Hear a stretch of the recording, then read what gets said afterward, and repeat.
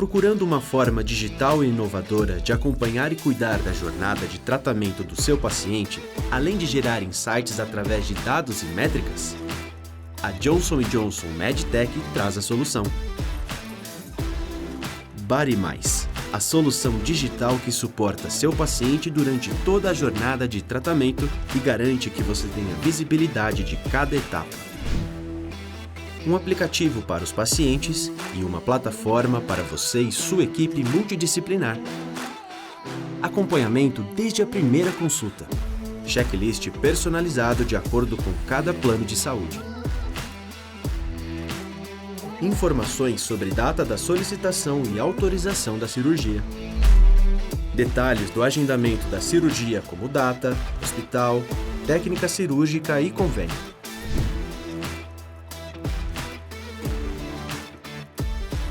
Dashboards que auxiliam no monitoramento e no acompanhamento de toda a jornada do seu paciente no curto, médio e longo prazo. Materiais de suporte de cada etapa, proporcionando aos seus pacientes informações relevantes e confiáveis durante a jornada. Mensagens de alertas personalizadas para seu paciente. Facilidade no contato. Acompanhamento dos indicadores para uma melhor gestão do seu paciente. Tudo em um só lugar, a qualquer hora. BodyMais. Sua jornada de transformação começa agora. Cadastre-se na sua plataforma exclusiva.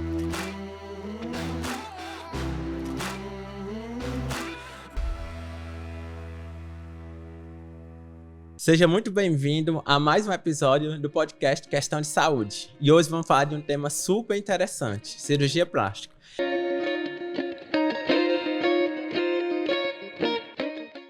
E para isso, a gente trouxe aqui o Dr. Alfredo. Dr. Alfredo, se apresente para o nosso público. Bem, Fernando, então, meu nome é Alfredo Lima, sou cirurgião plástico, formado aqui em Fortaleza, no Instituto Dr. José Frota.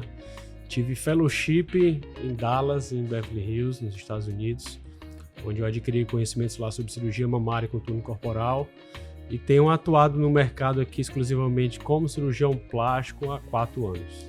Perfeito, Alfredo. Seja muito bem-vindo e eu tenho certeza que vai ser uma conversa aqui que vai render muito. Alfredo, uma das áreas da medicina, na cirurgia plástica, eu acho que é uma das áreas mais subjetivas que existe na medicina, né? Porque o resultado o objetivo é resultado estético, né? Inicialmente, né? A maior parte dos pacientes, pelo menos, procuram por isso, né? E esse resultado é subjetivo, né? O resultado estético acaba sendo subjetivo. Como é que tu faz para tentar alinhar essa expectativa do paciente para ter um resultado que talvez algumas vezes seja impossível ter aquele resultado? Isso. Então tu tocou um ponto aí que eu costumo ser a chave principal do sucesso de uma cirurgia. O que é o sucesso para mim? A felicidade da paciente. Valeu a pena operar, enfim, valeu a pena investir, valeu a pena se arriscar, é um risco. Qualquer cirurgia a gente sabe que é um risco, a gente não pode dizer que não. Mas para quê? Para atingir a felicidade dela, para ela se sentir bem, autoestima elevada, tudo isso. E tu falou a frase exemplar para isso, alinhamento de expectativa, tá? Então em toda a minha história com a paciente, desde a primeira consulta com ela até o dia que eu opero de fato, nada mais eu busco do que o alinhamento de expectativa, tá? Então vem muitas pacientes com queixas plausíveis de querer melhorar seu corpo, mas muitas vezes o que a gente tem que trazer é ela para a realidade do corpo dela. Então a gente tem que buscar a melhor versão daquele corpo e não buscar comparações com outros corpos, tá? Então existem pacientes baixinhas, existem pacientes altas que a gente chama de longilíneas, existem pacientes do tórax largo, do tórax curto. Então, assim, tudo isso vai afetar de como aquela cirurgia plástica vai resultar após uma cirurgia, tá? Então, não tem como pegar uma paciente vamos lá pegar uma famosa aqui, em casos extremos, uma Preta Gil, que tem um corpo mais largo, querer transformar numa Gisele Bündchen, nem que ela emagreça tudo que ela tem para emagrecer, que a gente tire tudo que tem que tirar, ela nunca vai alcançar um perfil longilíneo, porque tudo isso é o esqueleto ósseo, é a estrutura física, o biotipo, que nunca vai permitir que ela chegue naquele estado. Não é que o estado da Preta Gil, por exemplo, nunca pode ser, não vou nem dizer excelente, que eu não quero entrar no mérito de padrão de beleza, tá? Existem vários padrões de beleza, a beleza é de cada uma tem sua percepção, por isso que você disse que é subjetivo, e realmente de fato é, mas a gente tem que chegar, né, aquele corpo, por exemplo, da Preta Gil, por exemplo, encaixar o melhor para ela naquilo que ela julga bonito, tá? Então tudo isso aí é alinhar a expectativa dela, o que ela está buscando, o que ela pode chegar. Se na balança aí eu notar que o meu resultado cirúrgico pode entregar aquilo que ela está buscando, perfeito. Aí a gente encontra o sucesso cirúrgico, né? Que é, no caso, a felicidade da paciente. Perfeito. E é muito subjetivo, né? E não necessariamente... E tem que entender o que o paciente quer e entender que a beleza é diferente, né? As belezas são diferentes, né? Isso é o grande caso das frustrações... e dos litígios, né, processos médicos, porque não ficou bom, porque queria mais, porque não sei o quê. É quando o médico, e eu parto do princípio que o médico tem grande parcela de culpa nisso, de não ter atingido a expectativa, mas percebido a expectativa da paciente altamente exagerada com o que ele podia entregar, tá? Então, na verdade, os dois têm uma culpa aí. Tá? Então, a relação médico-paciente da cirurgia plástica, né, do cirurgião plástico com a paciente, ela tem que ser muito bem definida até a cirurgia para a gente poder alinhar e buscar esse sucesso. Perfeito.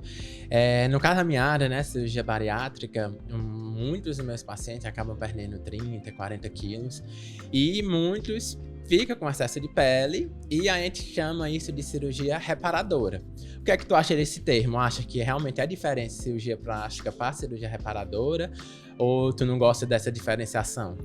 Cara, assim, historicamente, a cirurgia plástica sempre foi dividida em estética e reparadora. Na minha opinião, eu não considero isso uma questão que tem um limite entre estética e reparadora. Nunca vai ter esse limite, tá? É uma linha muito tênue que separa as duas. Por quê? Não estou dizendo que não existem cirurgias reparadoras. Existem. Um paciente que era saudável, foi queimado, tem sequela de queimadura, obviamente isso é uma reparação, tá? Mas por que eu vou dizer que, por exemplo, uma mulher que nasceu sem mama ou sem um músculo peitoral, por exemplo, e ela quer reconstruir a autoestima dela, por que eu vou dizer que isso é uma cirurgia estética? Só porque eu vou botar uma prótese de silicone é estética? Não. Tá? Então, tudo isso, na minha opinião, eu falo como que a estética também tem sua reconstrução, porque o que a gente está tratando não é simplesmente o corpo, é a cabeça, é a autoestima, tá? Tanto da paciente que perdeu peso, gerou flacidez, quanto aquelas que não passaram por esse processo, mas tem outras coisas que justificam ela buscar uma cirurgia plástica. Que na cabeça dela pode ser estética ou reconstrutora, na cabeça dos outros, mas o que importa mesmo é o que ela vai melhorar com a cirurgia plástica. Por isso que, para mim, é uma linha muito tênue. Eu não gosto de separar muito, não, esses termos. Perfeito. E, Alfredo, nos pacientes que tem uma grande perca de peso, né? Paciente, como eu falei, né? Tem paciente que perde 10, 20 quilos e fica realmente com excesso de pele. Quais são as cirurgias que é mais feita nesse paciente? Eu estou falando especificamente do paciente que tinha um peso X e perdeu lá 20, 30 quilos. E normalmente o que eles mais procuram? Tá. Falando de estatística de cirurgias, né? Contorno corporal, o que eu falo? Abdômen, né? Excesso de flacidez no abdômen. Coxas, braços, mamas, esses são os principais, tá? Mas o ex-obeso, ele é ex-obeso em 100% do corpo dele, tá? Não importa se ele fez bariátrica ou passou por um emagrecimento, né? Sem cirurgias. Ele é ex-obeso em todo canto. E pela genética dele, ele pode gerar mais flacidez em alguns cantos do que em outros, tá? Então existem cirurgias plásticas faciais, né? Após a perda de peso. Na face que eu digo, né? Então assim, Cirurgias faciais que eu digo, a ritidoplastia, que é puxar a pele da face. A cirurgia de pálpebra também é a cirurgia que o ex-obeso pode ter mais acesso, né? Ter mais indicação a ela. Então, braço, coxa, abdômen, então qualquer parte do corpo que tenha um efeito de aumento de flacidez, aumento de pele, o paciente ex-obeso ele vai ter mais indicações do que um paciente que nunca foi ex-obeso. Perfeito? Deu para entender? Deu sim, perfeito. E, Alfredo, falando de tipo de cirurgia, né? Tu é especialista em cirurgia mamária, né? Isso. E especialista em cirurgia mamária moderna. Por que esse termo moderno? Como é que era antes e como é que pode ser agora? Tá.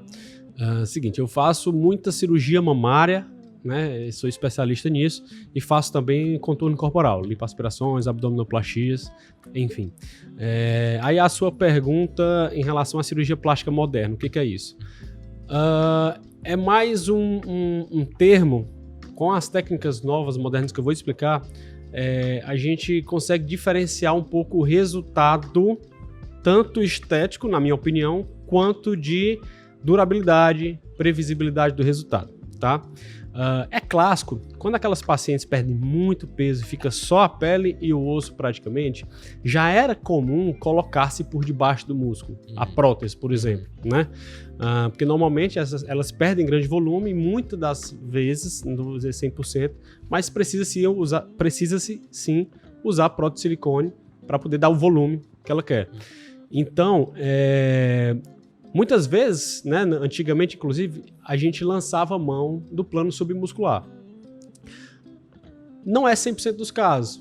Como é que os médicos mais antigos, enfim, a técnica mais antiga, eles simplesmente indicavam o uso da loja onde coloca a prótese, né, submuscular, quando realmente essa pinça de pele era muito fininha. Então, para gerar uma cobertura mais forte, colocava-se por debaixo do músculo. Hoje, 100% dos casos, praticamente, eu coloco por debaixo do músculo. Por que eu digo que é uma cirurgia plástica moderna, né, mamária? Porque, aquilo que eu falei, traz mais durabilidade e previsibilidade. Por quê? Se a prótese está sendo segurada por um músculo, tá?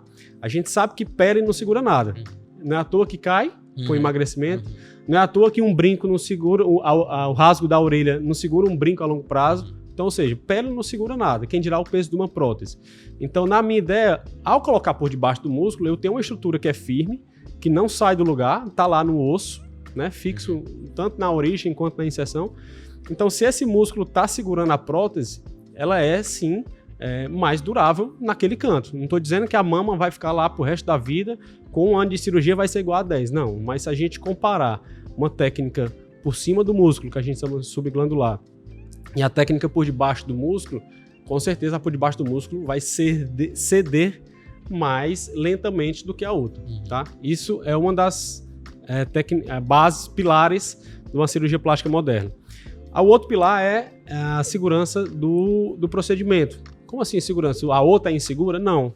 Mas quanto mais a gente obedece passos com o intuito de evitar a contaminação de uma prótese, a gente é mais seguro, tá? Um desses são 14 passos, isso é um estudo científico, não sou eu que estou falando. Existem 14 passos que a gente faz com a inserção da prótese de silicone, que a gente faz durante a cirurgia, que evita uma contaminação de uma bactériazinha que vai ficar lá. E eu não estou falando daquela bactéria que vai rejeitar a prótese, que vai criar pus, essa bactéria muito grosseira, hospitalar, por exemplo. Eu estou falando de uma bactéria que é como essas que ficam na nossa pele, que ela fica latente ali, um dia se a gente corta ela inflama, mas ela não faz mal teoricamente. Mas ao longo do tempo, em contato com aquela prótese, ela pode ir gerando uma contratura, que é a principal complicação de quem põe prótese.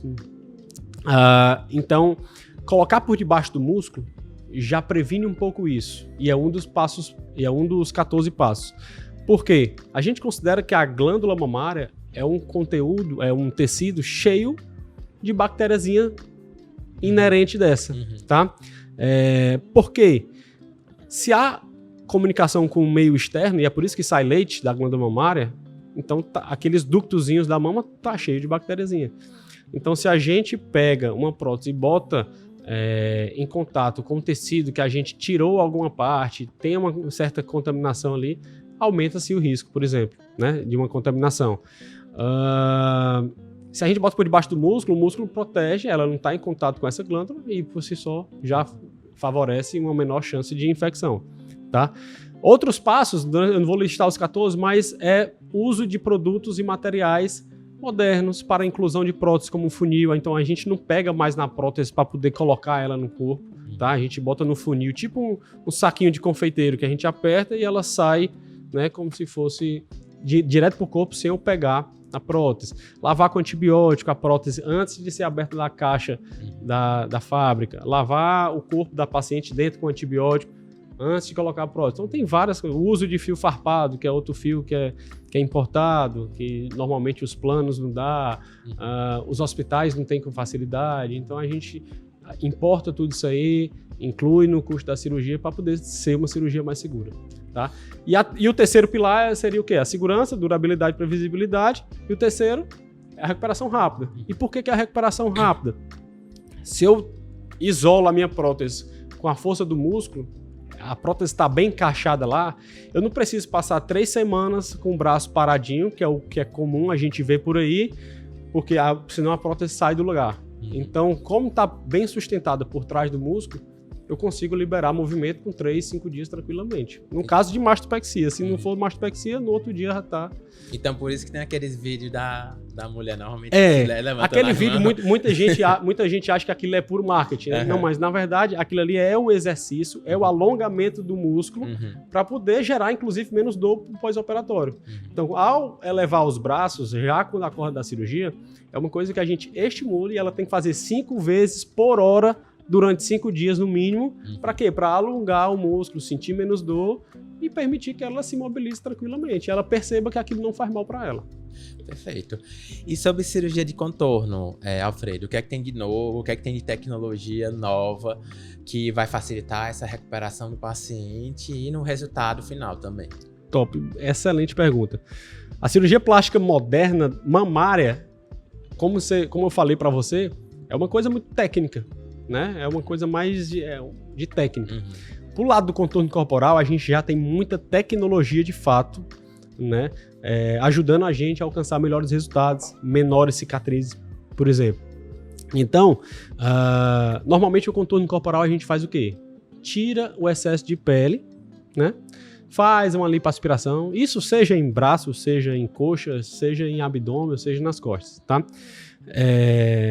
Como é que a gente consegue diminuir a quantidade da cicatriz, o comprimento da cicatriz? Tirando menos pele. Quanto menos pele, a gente tira menos cicatriz. E como é que a gente consegue tirar menos pele de uma pessoa que deveria tirar mais? Usando as tecnologias. Então tem várias tecnologias hoje no mercado que favorecem a retração da pele, tá? Então são as tecnologias que a gente associa com o uso da lipo, tá? Que são o quê? Eu vou falar que não tenho nenhum conflito de interesse com as marcas. Renuvium, que é um excelente tratamento para retração de pele. Body Tight é outro. Os lasers, de uma forma geral. Inclusive, eu uso bastante o do One Step, também não tenho conflito de interesse. E outras tecnologias de lipo, como Vibrolipo, que é tirar a gordura com a lipoaspiração através de vibração. Acaba sendo mais rápido. O Vaser, que a gente chama que é o ultrassônico, né? É uma lipo ultrassônica, ou seja, ele manda ondas de ultrassom para que a gordura se quebre e eu tire mais rapidamente também, entendeu? Então, todas essas tecnologias têm seu lado bom e tem o seu lado menos bom, e aí a gente tem que definir qual a melhor tecnologia para usar para aquela paciente, tá? Mas, de fato, a gente consegue o quê? Retrações de pele maior, menores cicatrizes, mais segurança, melhores resultados. E acaba tendo uma recuperação mais rápida, né, paciente? Isso, sem dúvida, sem dúvida. Antigamente, fazia uma cicatriz enorme, botava não sei quantos mil drenos lá para poder drenar aquilo ali, a paciente ficava 1 mês acamada. Hoje a gente sabe que não é por aí. É uma recuperação bem mais tranquila do que antigamente, né? A técnica evoluiu muito, assim como a tecnologia. Perfeito. E a gente tem que falar do que é o melhor, né? Assim, eu sei que a gente sabe que alguns pacientes não vão ter acesso a isso, mas é importante a gente saber o que existe de melhor, né? Isso.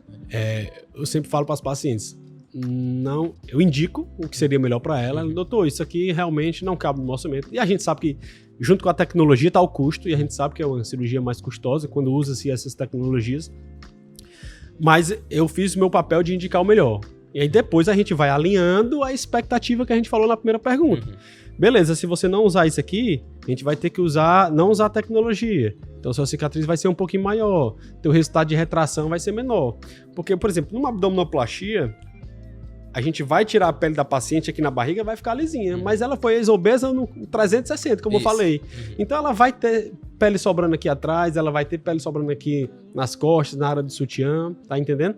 Então essa tecnologia favorece até para que essas outras regiões que a gente não tira pele de fato com cicatriz, para poder dar uma enxugada melhor nessa pele e ter um resultado mais harmônico 360. Diferente do que muita gente vê por aí. Na praia a gente vai ver uma ex-obesa, a gente vê claramente, né, de longe, a gente que eu digo cirurgião plástico, né, que tem um olhar mais afincado para isso. Então a gente vê uma paciente ali que teoricamente foi ex-obesa, a gente vê o abdômen mais chapadinho, um silicone bonito, mas outras áreas do corpo mais flácidas. A gente sabe que poderia ter sido usado tecnologias para poder melhorar um 360. Perfeito? Perfeito. Alfredo, em relação ao meu paciente pós-cirurgia bariátrica, né, depois que ele perde um certo peso, a gente tem algumas liberações para ele, né, liberação do que ele pode fazer. Por exemplo, o paciente quer engravidar. Eu peço para ele esperar de 1 ano a 1 ano e meio para poder engravidar se tiver tudo ok com a parte nutricional, que tiver alcançado o peso dele. Em relação à cirurgia plástica, qual é a hora que tu vê que é a hora ideal do paciente procurar o cirurgião plástico em relação à recuperação desse pós-operatório da cirurgia bariátrica? Tá. Então a gente tem vários exames laboratoriais para a gente ver questão nutricional, né? Também isso é uma questão clássica e para mim é a mais importante. Eu não tenho como dizer assim, com 2 anos de estabilização do peso eu vou operar. Por que eu não posso operar com 1 ano e meio se tiver tudo bem? Porque se tiver com 1 ano, ela tiver perdido tudo que tá para perder, tá com os exames bons, por que eu não posso operar? Então, não existe... A gente lê em livro essas datas, esses períodos específicos, mas a gente sabe que na prática é uma decisão de um conjunto de fatores, tá? Então, assim, tem paciente ex-obeso que eu operei com 1 ano, tem paciente com 3 anos que eu não indico cirurgia, tá? Então, depende de cada caso. Depende das pacientes, tá? E a gente classifica realmente todas essas pacientes como déficit nutricional. Teoricamente, entre aspas, eu até falo para ela se tocar na importância, né? Fala assim, eu trato você como desnutrida. Então, se a gente parte do princípio que você é desnutrida, vamos fazer de tudo. A gente tem todos os protocolos, né? Injetável para poder colocar os elementos minerais e tal, enfim, vitaminas, para que prepare o corpo dela para receber a cirurgia, tá? Questão do ferro, da hemoglobina, muito importante, né? Ela absorve um pouco menos ferro, a gente tem que dar ferro também na veia. Então, tudo isso aí, as não obesas eu já faço para todo mundo. As obesas, eu já faço um esquema muito mais agressivo para poder deixar ela preparada. Por que a nutrição é tão importante? Menores riscos de complicação, de infecção, de ferida operatória, recuperação mais rápida, qualidade da cicatriz muito melhor, tá? Então, a gente sabe que as ex-obesas, de um modo geral, eu digo que a obesidade não é uma doença de gordura, é uma doença de cabeça, de corpo, de gordura, de tudo. Então a gente sabe que a ansiedade, provavelmente você deve ter tido algum podcast desse com algum profissional da área, a gente sabe que a ansiedade é muito pesada nessas pacientes. Então às vezes elas querem ir para a cirurgia rapidamente. Muitas falam assim, doutor, não quero mais perder peso não. Isso aqui pra mim tá bom. Pra quê? Pra me convencer de operar ela. Mas eu sei que ela que vai perder mais peso. Eu sei que ela vai ficar melhor se esperar um pouquinho mais. Então a gente tem que lidar um pouco com mais cuidado com essa questão de quando indicar. Muito variável. E assim, eu acho que uma das grandes responsabilidades do cirurgião bariátrico com a sua equipe multiprofissional é entregar o paciente mais pronto para o cirurgião plástico, né? Ou seja, então por isso que é tão importante ter um acompanhamento muito profissional, né? Ficar com o nutricionista até o final, né? Ter apoio psicológico, fazer a suplementação que é necessário. O paciente que emagrece 20, 30 quilos, é impossível nesse começo ele não ter alguma deficiência. Por isso que a gente faz uma suplementação para ele, um polivitamínico, alguma coisa que é relativamente simples. Que vai ficar bem mais simples do que ele realmente ter aquela deficiência e ter que fazer dose bem mais alta do que seria se ele tivesse prevenido. Então, eu acho que uma das grandes responsabilidades da gente, né, como cirurgião, é entregar ao paciente o melhor possível o cirurgião plástico, né?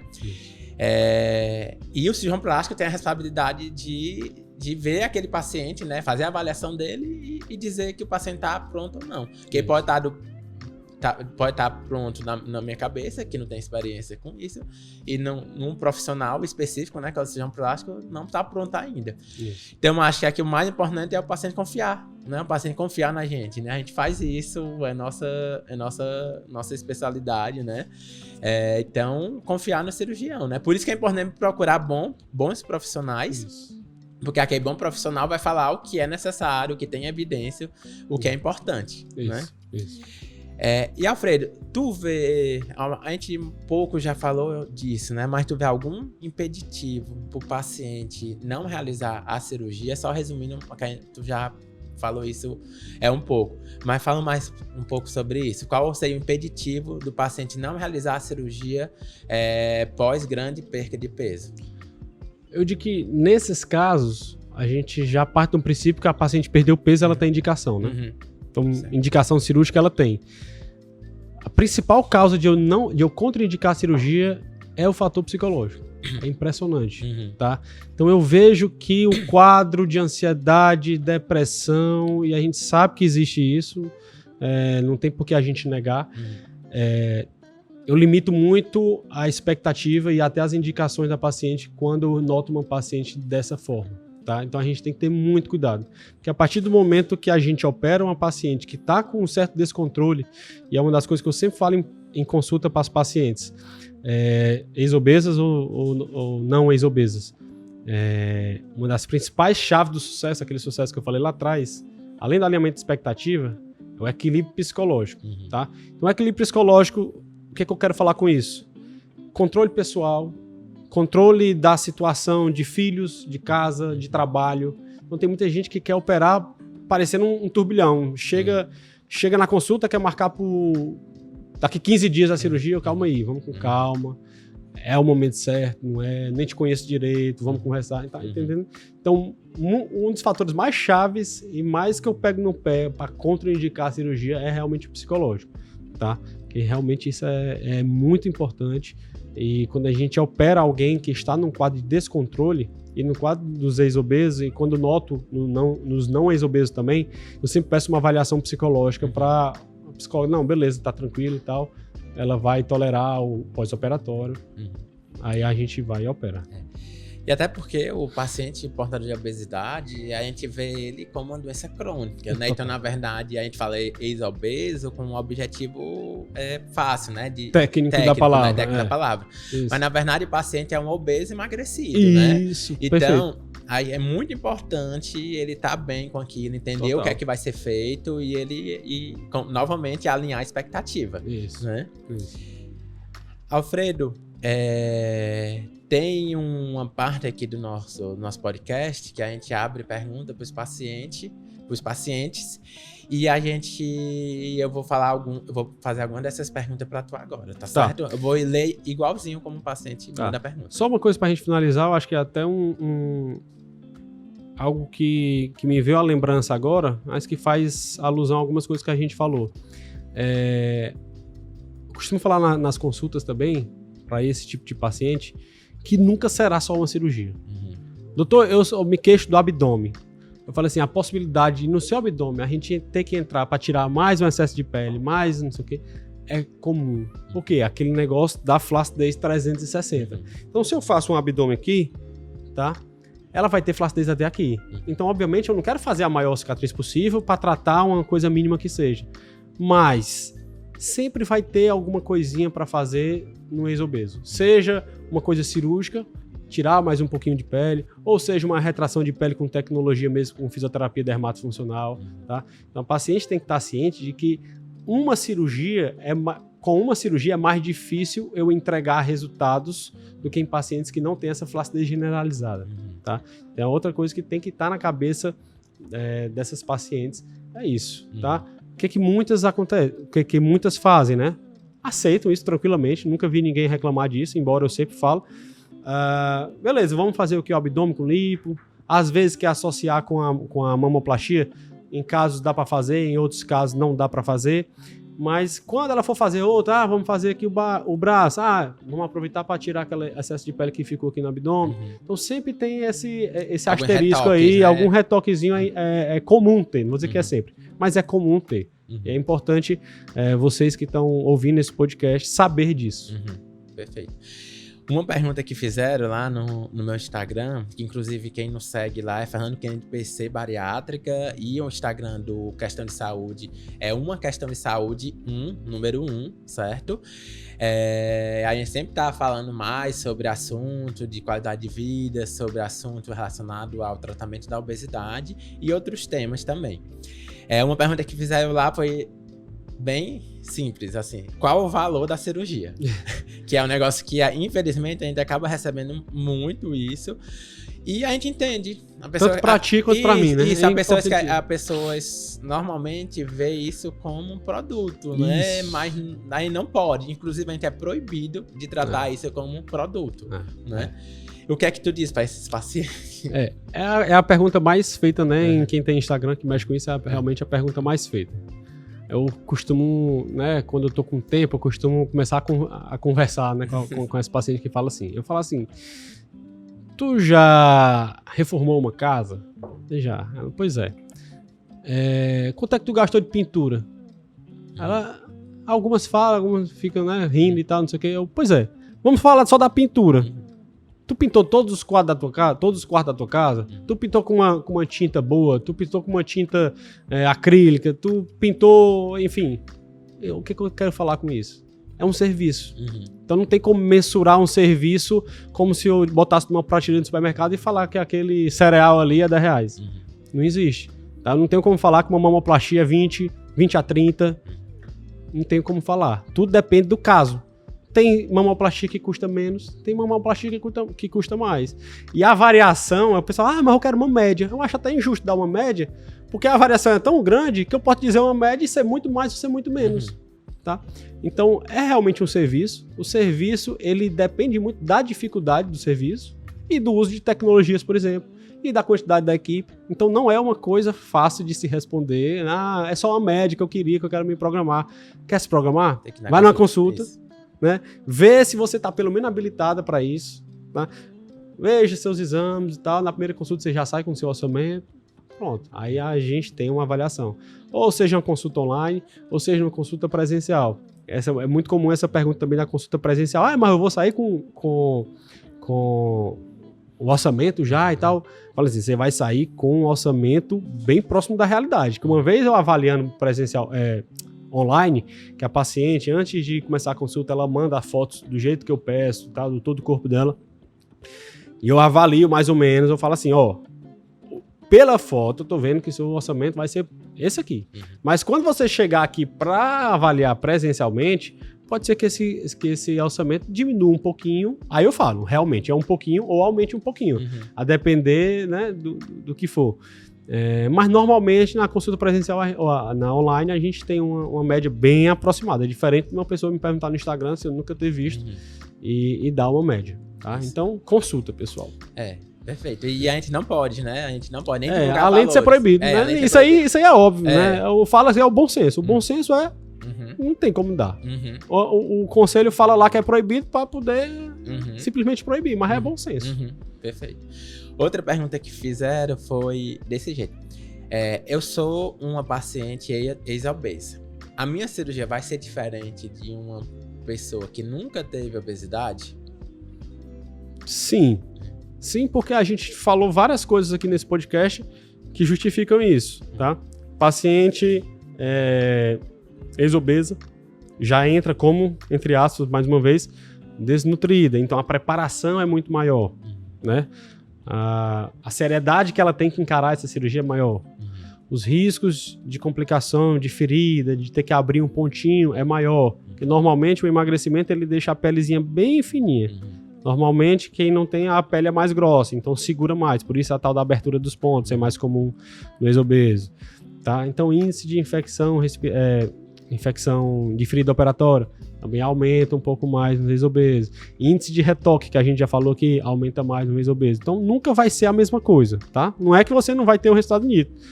A gente vai buscar isso, uma vez que ela confia, pelo menos falando de mim, uma vez que ela confia em mim, ela sabe que ela vai contar a vida inteira comigo para poder resolver alguma questão, tá? Mas é diferente do quem não tem, de fato. Tem que ter um cuidado ainda maior, né? Alfredo, muito bom nessa conversa, muito esclarecedor. E eu tenho certeza aqui que vai ajudar muitos pacientes que têm muitas dúvidas em relação a isso. Como eu estava falando antes da gente começar a gravar, alguns pacientes já chegam no meu consultório querendo uma cirurgia plástica, né? Antes de ela talvez precisar dela. E eu recebo muito paciente assim também, né? Que nem vai em ti e fala assim, doutor, eu quero tirar essa gordura aqui. Tem como? Lipoaspiração? Eu falo assim, lipoaspiração não é cirurgia de emagrecimento. Muito menos uma abdominoplastia. Emagreça, aí eu faço o que tenho que fazer, o modelo, né? Isso, por isso que é cirurgia de contorno, né? É de contorno, não é de emagrecimento. Isso. Aí, normalmente, esses casos, você vai buscar o cirurgião bariátrico, ou vai buscar outra forma, algum tipo de emagrecimento, para depois você voltar aqui e a gente tratar, né, o que tem que ser tratado. Perfeito, Alfredo. Alfredo, como é que a gente faz para te encontrar nas redes sociais? Onde é que tu atende? Bacana. Então, assim, primeiramente queria agradecer também o convite, Fernando. Foi show de bola o nosso bate-papo. Realmente muita informação boa, né, de qualidade de verdade, que possa ajudar aí muitas pessoas. Perfeito? Parabéns pelo podcast, tá show de bola. Me encontro nas redes sociais, tem Instagram, tem TikTok agora, né, que agora tá na moda o TikTok. Tem um canalzinho no YouTube também que eu tô começando a alimentar lá. Mas Instagram, né, o mais frequentado, o que eu mais uso, Alfredo Lima, _ cirurgia plástica, tá? Lá tem muito conteúdo. Lá toda semana eu boto 2, 3 caixinhas de pergunta e tem várias coisas aí, várias oportunidades para vocês perguntarem e me conhecerem um pouco mais, enfim, ver os resultados por lá. Perfeito, Alfredo. Muito obrigado, viu, por ter vindo, por aceitar o convite. Eu que agradeço. E, pessoal, é isso. A gente acabou aqui mais um episódio do Questão de Saúde. Aproveita para já se inscrever no canal, já curtir esse episódio e compartilhar. E até a próxima semana.